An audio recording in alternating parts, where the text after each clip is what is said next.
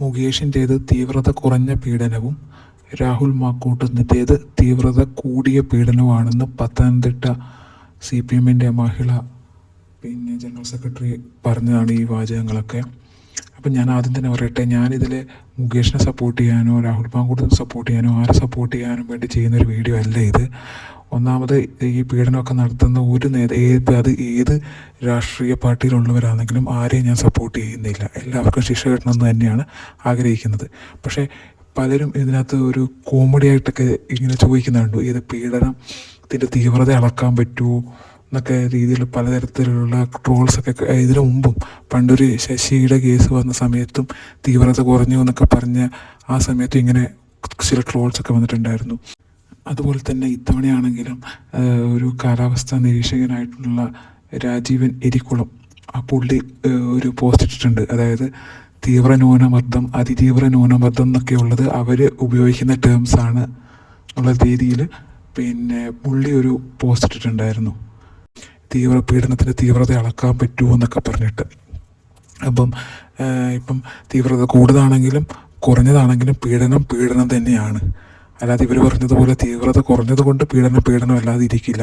പക്ഷേ ഇതിനകത്തൊരു എന്താ പറയുക, ഒരു സത്യം എന്താണെന്ന് വെച്ചാൽ എൻ്റെ ഒരു ചെറിയ അറിവിൽ പറയുക. കാരണം വെച്ചാൽ ഒരു PSC ഉദ്യോഗാർത്ഥി എന്ന നിലയിൽ ഞങ്ങളിപ്പം ഇതിനകത്ത് പോക്സോ ആക്റ്റൊക്കെ പഠിക്കാനുണ്ടല്ലോ. അപ്പോൾ അതിനകത്ത് കണ്ട ഒരു കാര്യം എന്ന് വെച്ചാൽ ചില സെക്ഷൻസിനകത്ത് ഈ പറഞ്ഞ പോലെ തന്നെ പീഡനത്തിന് തീവ്രത വെച്ച് തന്നെയാണ് എന്താ പറയുക സെക്ഷൻസ് തിരിച്ചിരിക്കുന്നത്.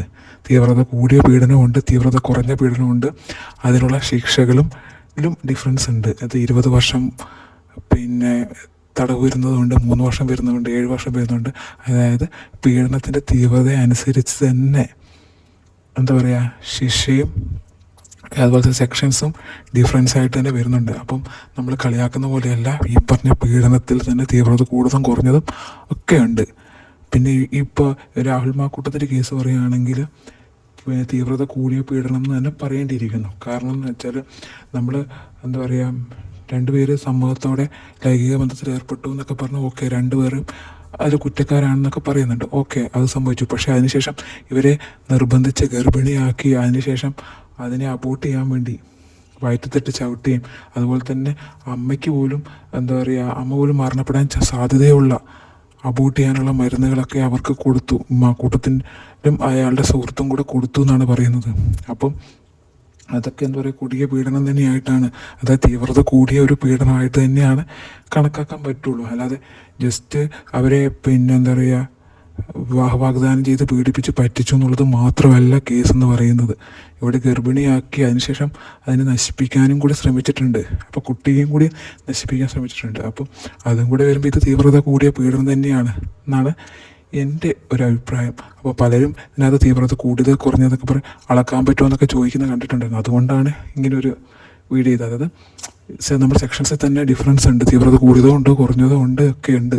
തമാശയൊന്നും അല്ല ശരിക്കും പറഞ്ഞാൽ.